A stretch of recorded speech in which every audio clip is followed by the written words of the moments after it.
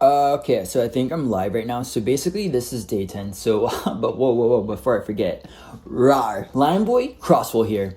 So, it's day 10, and today I wanted to actually like talk about something that I have like kind of experienced. And right now, I had my pieces on, but right now I'm talking without my pieces. So basically, I just kind of want to like actually like reflect on today, and this is gonna be like a daily habit that I'm gonna do, just doing like a reflection. So basically, um I'm embracing like a new confidence, and I'm strutting my way to like offer something different that would like kind of like originate like new ideas and like actually like solidifying my name to the point where I can actually become like an official runway model. And I know that I'm not 6 foot, and I do have tattoos, and I'm pretty skinny, but I know with like the fashion industry, like this, I guess like if you are skinny, you have like more opportunities of wearing clothes for designers, especially with like they're looking for specifically.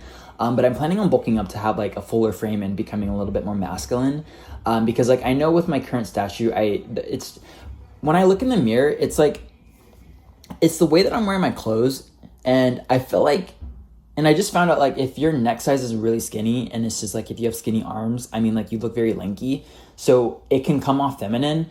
And I mean like I'm not like going down that route, but it's like the way that I'm wearing my clothes right now, and even if I look in the mirror, especially like how I'm presenting myself, it looks feminine for some reason, and I don't know why.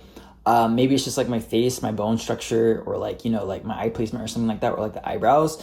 But I mean, I'm trying to like go for like a masculine vibe, and I don't know. I'm just wearing clothes differently, and this is gonna be to like my next point of where I'm going at, because like I'm thinking of fashion, because like I know with fashion, especially learning about the history of it, it's really interesting. Because I even go down to downtown Seattle to Nordstrom, just look at the mannequins, see what like what they're wearing, and like seeing what's like current, and like what's what like how they're wearing the actual clothes itself. So when I go to like the flagship store, I'm just not going there just like to sightsee. I'm actually like seeing like what brings people to Nordstrom, because I know that John W. Nordstrom, like he built this, and it wasn't originally like this. It was more of like a shoe place, pretty much. And he was obviously struggling too, but I mean he made it work for himself. And that's exactly what I want to do, but I want to do it in a different format and in a different like perspective of like how we can like actually change and like, evolve. But looking at the women's fashion, I'm just seeing like, I don't know, it's just like, of course you have the graphic prints, but I mean like it's the graphic prints won't save the design of like the dress itself. It has to like offer something new and different, and like offer a different silhouette, because like I feel like people are stuck in their ways of dressing how like it is currently, but they're not thinking like how it can actually change. And I feel like with fashion, because like I just also learned that like fashion is like literally like a year-round thing. So like it's like a season after season after season after season, which is really interesting to take into like to consideration. And I'm just like taking data and like observation so I can process that information. It's really interesting, but I'm just seeing like like the different perspective sides of like men's fashion and women's fashion, and I'm just like taking into that consideration. And I feel like I'm rambling right now, so enter transmission. Okay, sorry, I had to put my headpiece back on because like I need that. That's like a necessity now. So with the history of fashion, so like I know, especially with the women, so they would wear a morning look, like a midday look, and then like an evening look, and that's how like I view fashion now. Is like how I want to like actually like dress differently throughout the day, because like I think it's boring if you're just dressing like with just like the same outfit for the entire day. And I'm not throwing shade, I'm not like ranting or anything like that, or like just like being disrespectful in that instance, but it's a way that I'm like viewing it. Like if you are very aware of like how fashion was back then, like thousands of years ago, I should actually say like a specific time frame so you guys can like kind of like understand what I mean. But this morning, like I had like the cheetah shirt on and like some shorts. But I was going downtown just like to get some socks and like some also like essentials that I need. But yeah, I got complimented and everything like that with the shirt itself. But like I literally got that from H&M. And like I made a video when I was in Boss of like how I style my clothes. And that shirt's not from Boss, but I made a video on that, and there's a reason to why I got that shirt in the first place, because it looked pretty sick, and I thought, it, so with fashion, it depends on how you look and how you kind of like exude confidence, and like it's all like a science of like how I would perceive it. And then for like the midday look, because I got back to my apartment and I'm like, I want to go out again because I was going to meet a friend, but like that never actually happened, which is very unfortunate because I was like actually looking forward to like make new content, especially with what I was wearing, but which is totally fine. I mean, I guess. But I was wearing like what so the blue color is like my staple color is what I want to go by. And I'm going to name that color Zedro Glitch because like Zedro Glitch was my first clothing brand that I was starting to create. And unfortunately it wasn't a success rate of 100%. It was a flop, to be honest, because like in the midst of me trying to actually produce like products, I was also going through like an episode back then, and it was even difficult of even how to like even like run a business in itself, and that's why it failed, which I'm very well aware why it failed and it flopped, and I'm taking inspiration and like data on like why that happened. And I don't know if I want to actually have like another clothing brand. I would rather sell merch, because with a clothing brand, you also have to think of like the brand identity, who your consumer is, your target market, and on all that, the demographics and psychographics. I don't want to worry about all that. I'd rather just have merch, people just buying just like one or two pieces, that you can get like an XP card.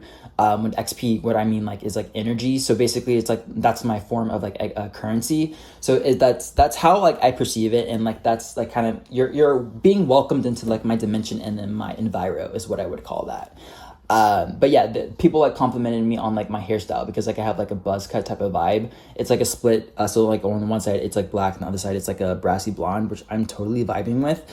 But yeah, I walked downtown Seattle, in the shopping district and to the waterfront, just as like a memory lap, like, cause like when I first moved to Seattle, I was really struggling and I was just trying to make a name for myself. And like, I am on my journey of doing that, one step and one roar at a time.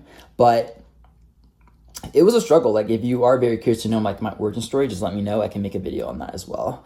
But it, actually having like the attention in like a positive and not a negative way is what I want.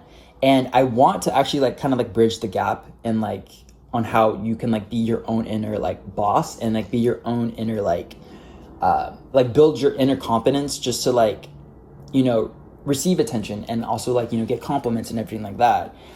So like I'm just offering a new perspective to like how I'm wearing my gear, because like I'm wearing it very intentional, because like I have like the headband piece, and it's like I said before, it's a necessity that I need now, because like it's just not for the aesthetic, because like on the ends of the headband that I have, it has little balls that I can actually feel on the temples of like the side of my head, and it feels like I'm like on it sounds a little bit extreme. It feels like I'm pressing a button, and it's just like it's like I feel the sensations. It's just kind of hard to like kind of communicate it.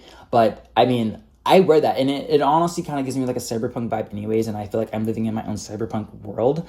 And I don't know how like else to describe it. And it may sound a little bit extreme and weird, but trust me, I mean, like there's real intention to what I'm doing.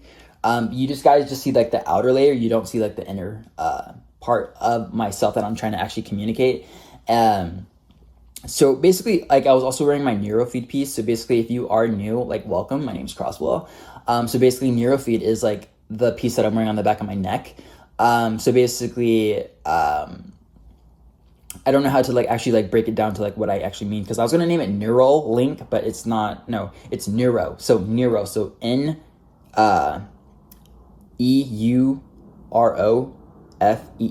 So like Neurofeed, and I'm calling it gear because like on my left arm, I'm like racking up gear like on my arm, because like I feel different sensations on my arm, and it's just like for some reason it's this arm that I don't know why.